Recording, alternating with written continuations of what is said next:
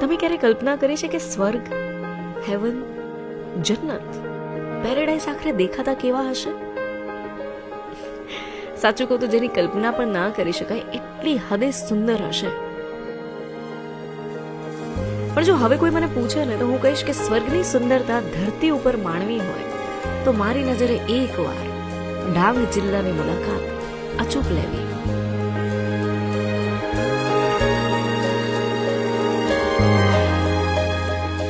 ચોમાસામાં ગુજરાતની અમુક જગ્યાઓ અનહદ ખૂબસૂરત થઈ જાય છે.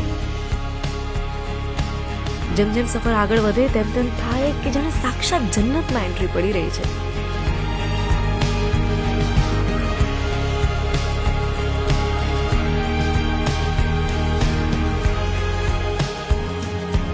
કંઈક આવું જ થયું જ્યારે મેં ડાંગ જિલ્લાની મુલાકાત લીધી અને શરૂઆત કરી સાપુતારાથી. જ્યાં રાત્રે પહોંચી ત્યારે વાદળોએ તો જમીન ઉપર ઉતરીને સ્વાગત કર્યું હતું. સાપુતારાના સનરાઈઝ પોઈન્ટ ઉપર જાઓ ને ત્યારે સન જોવા મળે કે ના મળે, પણ વાદળો સાથે રમતા પર્વત અને આકાશનો અદ્ભુત નજારો ચોક્કસથી જોવા મળે. નસીબદાર હોય છે એ લોકો જેને પર્વત ઉપરથી પડતું ઝરણું જોવા મળે, પણ ખુશનસીબ હોય છે એ લોકો જેને પર્વત ઉપરથી પડતું વાદળોનું ઝરણું જોવા મળે. એમ થાય કે આ સફેદ ચાદરમાં આળોટી આવો.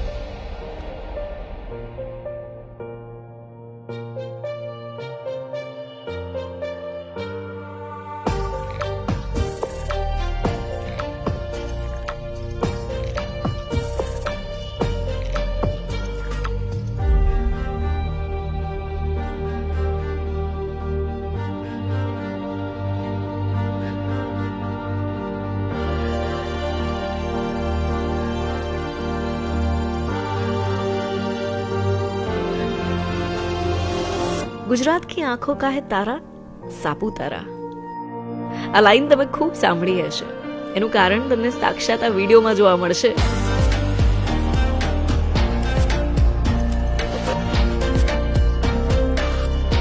આ આખા વિડીયોમાં હું અને મારી વાતો થોડી ઓછી હશે, કારણ કે ડાંગ જિલ્લાની દરેક ફ્રેમ કરવા માંગે છે તું ને તારી વાતો.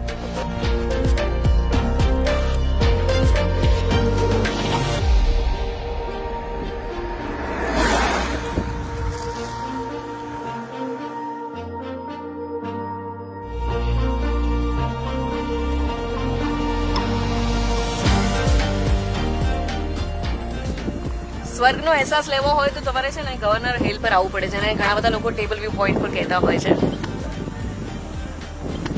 It's extremely beautiful.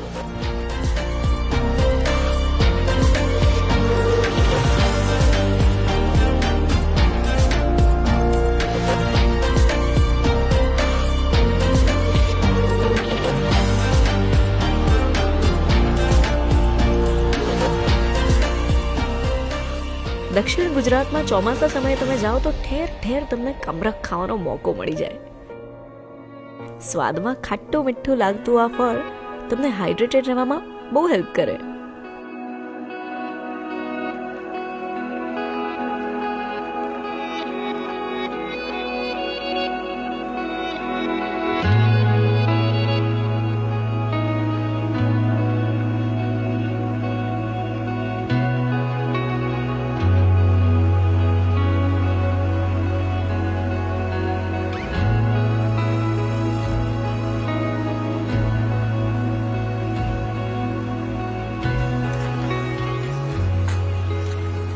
ચોમાસામાં વરસાદથી ભરાઈ જતા સરોવરનું નામ છે સર્પગંગા સરોવર. આમ તો અત્યારે તમને અહીંયા સાપ જોવા ના મળે, પણ જો કદાચ તડકો નીકળ્યો તો કિનારા ઉપર તડકાની મોજ લેતા સાપ પણ તમને જોવા મળી જાય.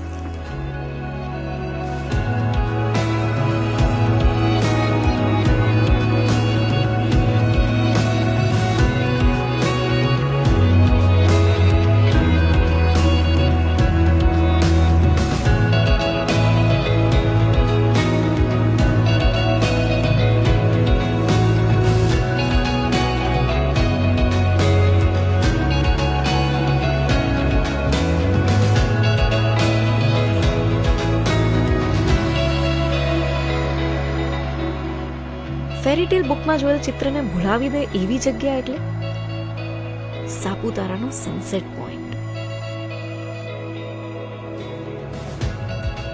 મારી ડિક્શનરીમાં એકેય એવો શબ્દ નથી જે આ સુંદરતાને ન્યાય આપી શકે.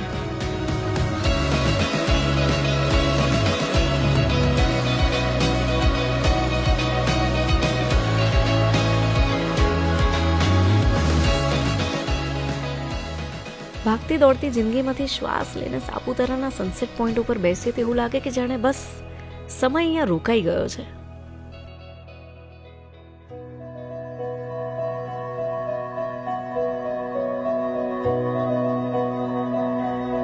રાતરાણીને પણ એક સમયે સવારે મહેકવાનું મન થઈ જાય એવું વાતાવરણ હોય છે સાપુતારાની સવારનું.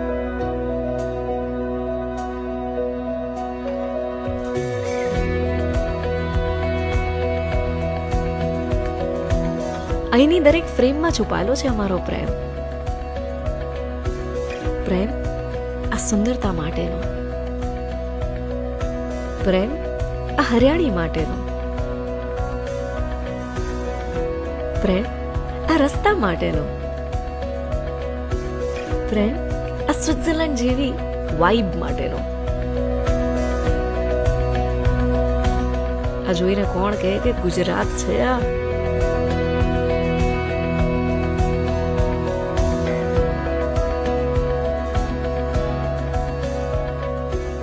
જાણે હિન્દી ફિલ્મનો કોઈ સીન ચાહતો હોય એવું દેખાય છે મારું ગુજરાત, સ્પેશિયલી ચોમાસામાં.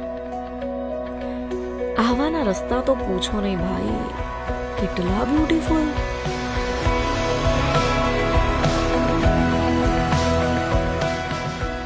બે 2020માં છે ને મારે પેરુ જોવું હતું, પણ ડાંગ જિલ્લો જોયા પછી એમ થયું કે મારું અમેઝોનનું જંગલ તો અહીંયા જ છે.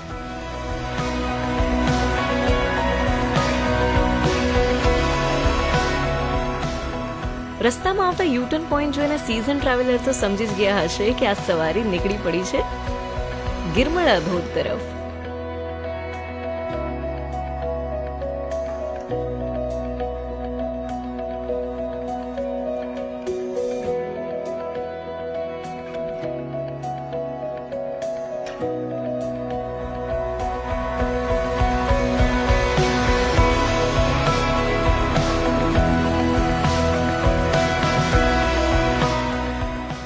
એક સેકન્ડ માટે તમને પણ એવું લાગ્યું ને કે જાણે ચાનું ઝરણું છે?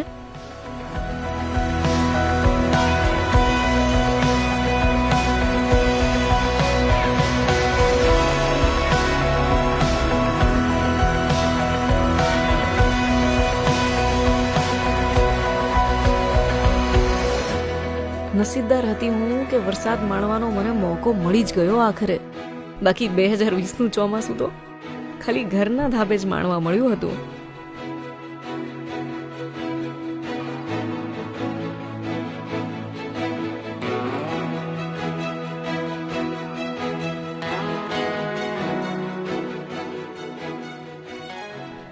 દરેક જિલ્લામાં એક ધાર્મિક સ્થળ એવું હોય જ જેની મુલાકાત વગર ટ્રીપ અધૂરી કહેવાય.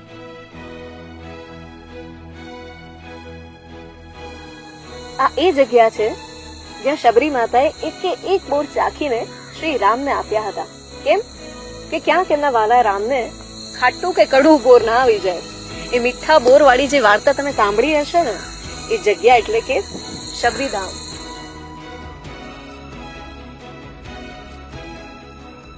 અહીંથી એક્ઝેક્ટલી 6 કિલોમીટર્સની દૂરી ઉપર આવેલું છે પંપા સરોવર. માતંગ ઋષિ જે શબરી માતાના ગુરુજી છે એમનો આશ્રમ અહીં આવેલ છે. કહેવાય સરોવર, પાણીનો ફોર્સ તો જુઓ બાકી.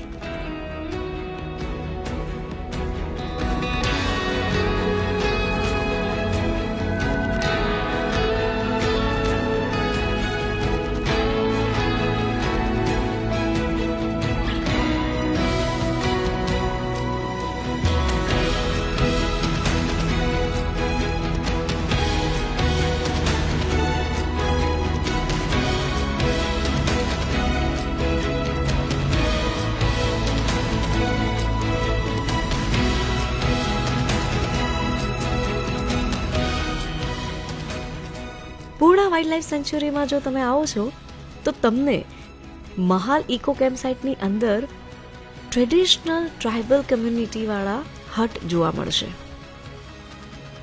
તમને એમ થાય કે આ આદિવાસી હટમાં યાર રહેવા મળે તો રહી શકો છો ઇકો કેમ્પસાઇટમાં. આ કેમ્પસાઇટમાં ટ્રેલ્સ છે, ટ્રી હાઉસ છે, ટ્રેકિંગ, એડવેન્ચર એક્ટિવિટીઝ જેવું ઘણું બધું છે. The best part is the sound of Purna નદી, ખળખળ વહેતું એ પાણી અને ચારે બાજુ છવાયેલી શાંતિ, સાથે સાથે ડાંગી લોકોની ક્રિએટિવિટી. ટ્રાઇબલ કમ્યુનિટીની ભાષા તમને સમજાય કે ના સમજાય, પણ એમણે બનાવેલા વારલી પેઇન્ટિંગને જુઓ ને તો એમનો ભાવ ચોક્કસથી સમજાય.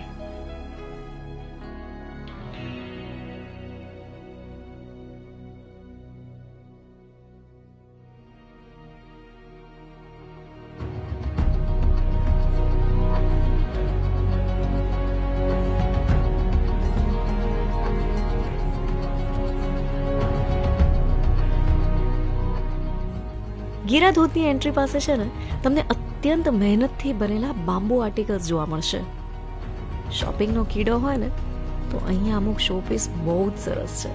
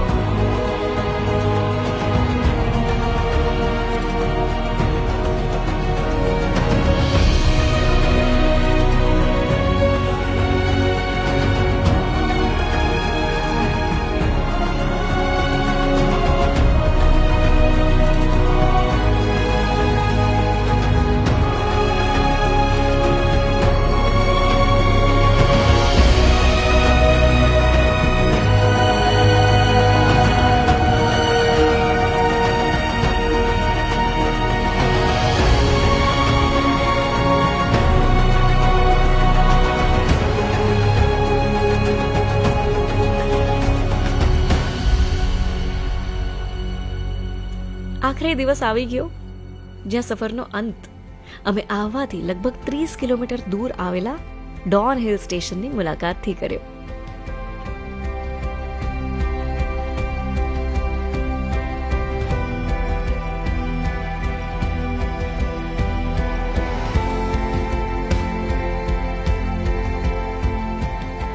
મહારાષ્ટ્ર અને ગુજરાત બોર્ડરની એક્ઝેક્ટલી વચ્ચે આવેલું છે ડોન હિલ સ્ટેશન, જે મોન્સૂન અને વિન્ટરમાં તમને એક અલગ જ દુનિયામાં હોવાનો અહેસાસ અપાવે.